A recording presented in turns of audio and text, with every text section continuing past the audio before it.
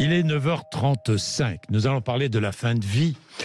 Je reprends le sujet. Pourquoi ? Pour plusieurs raisons. D'abord, la visite du pape François a marqué les esprits, à la fois sur la question migratoire, mais aussi sur la question de la fin de vie. On ne joue pas avec la vie, on ne joue pas avec la vie, ni au début, ni à la fin, déclarait le pape François. Un sujet de société évoqué, évidemment. Moi, le président Emmanuel Macron dit que ça n'a pas été abordé dans le détail. Mais je suis persuadé que le pape François et Emmanuel Macron en ont parlé dans le privé.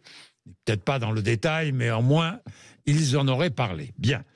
Mais le pape François a remis le sujet sur la table. Je dis ça parce que ça fait quand même maintenant des mois, je dis bien des années, je dis même des années, que l'on attend un nouveau texte. Oui, on attend ou pas d'ailleurs une évolution de la loi actuelle. Est-ce qu'il y aura... Alors, pour parler du sujet fin de vie, nous avons deux invités, qui est Olivier Falorni, qui est député MoDem de Charente-Maritime, membre du comité d'honneur de l'Association pour le droit de mourir dans la dignité, et Damien Leguet, qui est philosophe, auteur de Quand l'euthanasie sera là aux éditions Salvator. Messieurs, bonjour. Bonjour. Merci d'être avec nous tous les deux. Alors, vous êtes peut-être informé, Olivier Falorni, texte de loi pour quand sur la fin de vie? J'ai l'habitude d'avoir effectivement un certain nombre d'informations. Oui. J'en ai aujourd'hui certaines qui sont contradictoires. En tout cas, je n'ose pas imaginer que ce qu'avait annoncé le président de la République devant la Convention citoyenne, c'est-à-dire un texte avant la fin de l'été. Oui. Voilà, fin de l'été, c'est fin septembre.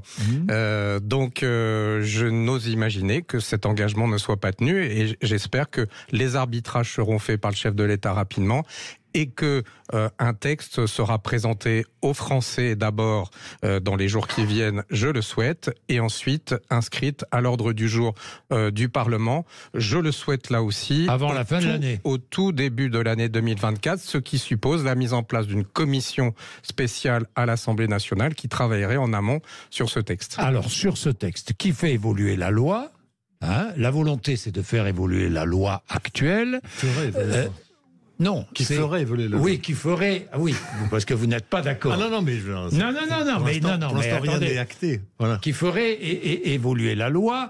Alors, on n'a pas le détail du texte. Ce qu'on sait, c'est que ce qu'on appelle le suicide assisté serait envisageable, avec aussi, je ne sais pas si ça sera contenu dans le texte ou pas, une extension des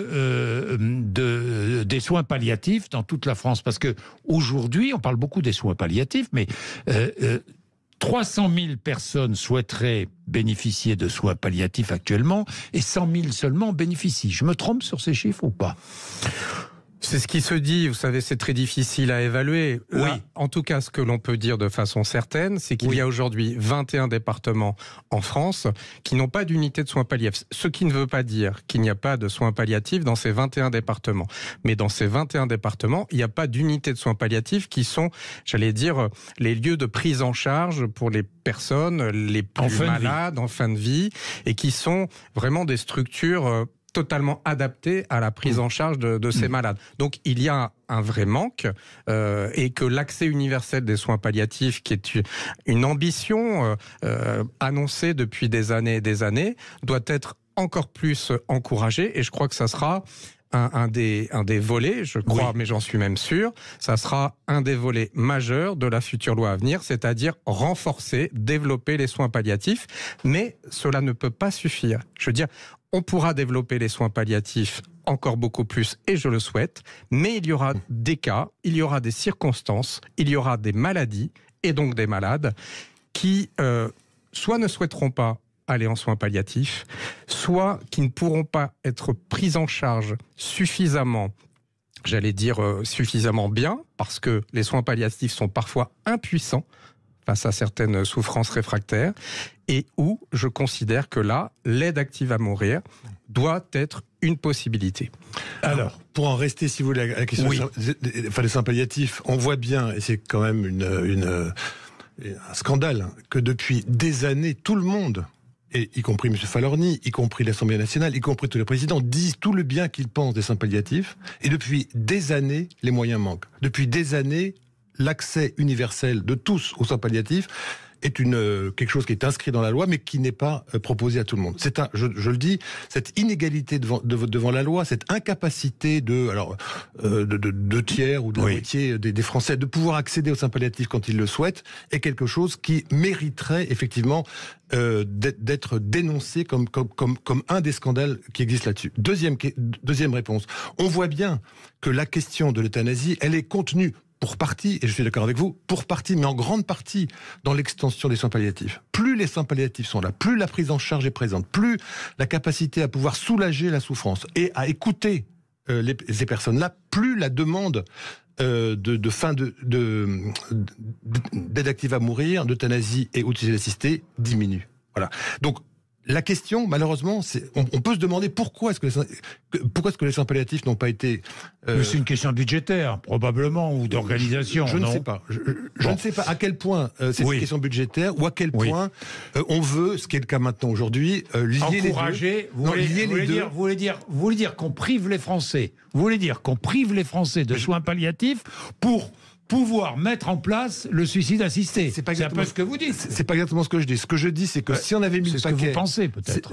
Si on avait mis le paquet sur les soins palliatifs, comme tout le monde voulait le faire, les questions que M. serait moins prégnante. Serait moins prégnante parce que beaucoup de réponses auraient été apportées et que la qualité, et quand il y a des personnes qui meurent mal, c'est un scandale. Quand il y a des gens qui meurent dans la souffrance, c'est un scandale. Tout le monde le dénonce. Personne n'est pour cela. Voilà. Donc si on avait mis les moyens avant, les questions qui se posent aujourd'hui, non pas ne se poseraient plus du tout, mais ne se poseraient pas dans la même proportion. Dans la même proportion. Il n'empêche que, même si l'on développait totalement, même si l'on proposait à tout le monde des soins palliatifs... Ce qui serait la moindre des choses. Oui, c'est la moindre des choses, mais certaines personnes souhaiteraient autre chose, peut-être. Absolument. Est-ce qu'il faut le permettre? Absolument, absolument. Vous savez, j'ai l'impression de revivre, alors je ne l'ai pas vécu en 1974, j'étais à peine né, mais j'ai l'impression de revivre le débat sur l'avortement. D'ailleurs, demain, c'est la journée internationale du droit à l'avortement. Petite référence, les femmes disaient « mon corps m'appartient » à l'époque. Eh bien, aujourd'hui, beaucoup de Français disent « ma mort m'appartient ». Et à l'époque, on disait « on ne va pas faire l'avortement ». La contraception est là pour ça. Généralisons la contraception. Avant de légaliser l'avortement, faisons en sorte que tout le monde puisse avoir accès à la contraception. On sait bien qu'il y avait des circonstances où des femmes étaient contraintes d'avorter. Alors, soit elles partaient à l'étranger, soit elles avaient recours à la clandestinité. Ça vous rappelle rien ? Ça vous rappelle pas ces Français qui aujourd'hui sont obligés de partir en Belgique, en Suisse? Ça vous rappelle pas les milliers d'euthanasies clandestines qui se produisent chaque année?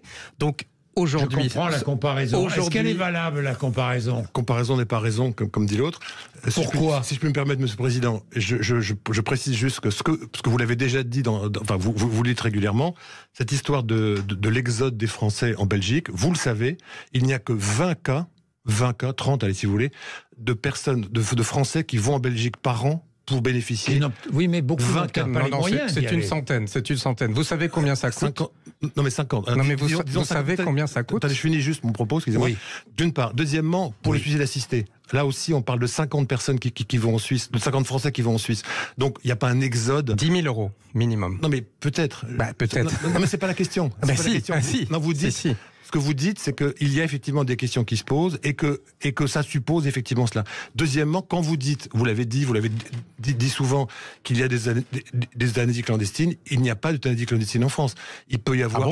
non, il n'y a pas d'euthanasie clandestine en France. Vous avez lu Alain Juppé samedi dans le Figaro, qui explique que parce qu'il ne supportait pas que son père hurle de douleur, qu'il considérait qu'un fils, lui, ne pouvait pas avoir la cruauté de laisser faire, ni son médecin, et que parfois l'humanité devait primer sur la loi. Alain Juppé, samedi, qui se définit comme catholique.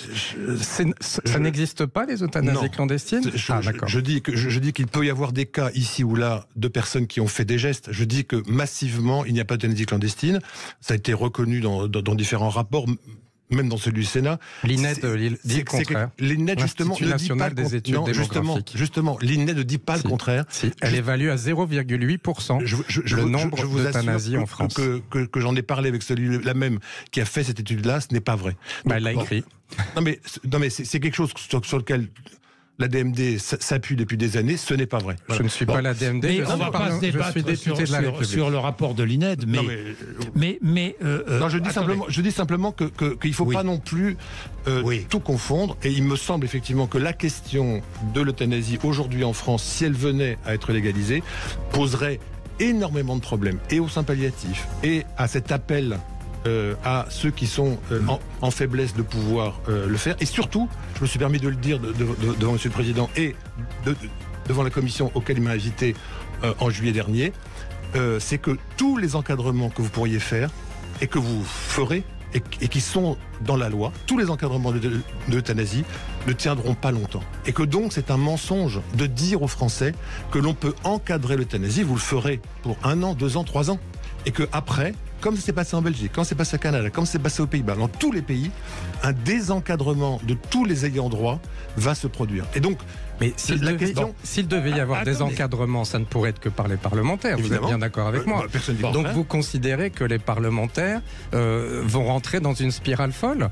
Vous savez, c'est la démocratie. Après, on élit des gens qui vous représentent et qui votent. Bon, messieurs, on va poursuivre ce débat, mais je suis obligé de je constate simplement page de pub. À tout de suite. Sud Radio, parlons vrai chez Bourdin, 9h-10h, Jean-Jacques Bourdin. Bien, il est 9h50, 10h-10. Je voudrais terminer ce débat passionnant. C'est vrai qu'il y a eu un documentaire à soir, c'était sur France 5, je crois. Hein, parfait. Sur les soins palliatifs, le suicide assisté. Alors, le suicide assisté, parce qu'on ne parle pas d'euthanasie en France. Pour l'instant, nous verrons, mais... Le suicide assisté, c'est de l'euthanasie pour vous ? Beaucoup y pensent, hein. Oui, peut-être, mais non. Non. Le suicide assisté, c'est pas de l'euthanasie ? Non. C'est tout à fait un autre sujet. Quelle est la différence ? Dites-moi. Alors, pour que l'auditeur comprenne bien. Oui. Pour vous. Alors, l'euthanasie, si vous voulez, c'est un geste qui est fait par un tiers. Damien Leguet. Je vous en prie. C'est un geste qui est fait par un tiers pour donner la mort. Ça, c'est l'euthanasie.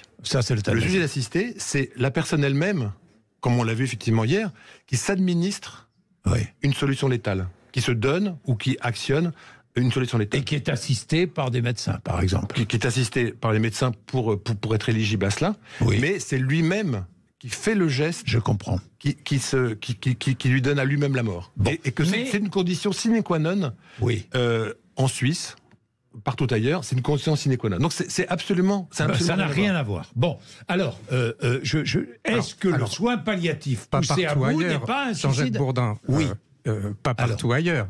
Beaucoup de pays ont légiféré sur le suicide assisté et l'euthanasie. En Belgique, aux Pays-Bas, au Luxembourg, en Espagne, demain au Portugal. À mon sens, ce ne sont pas des barbares, décivilisés, tous ces peuples-là. Et aucun pays ne veut revenir dessus.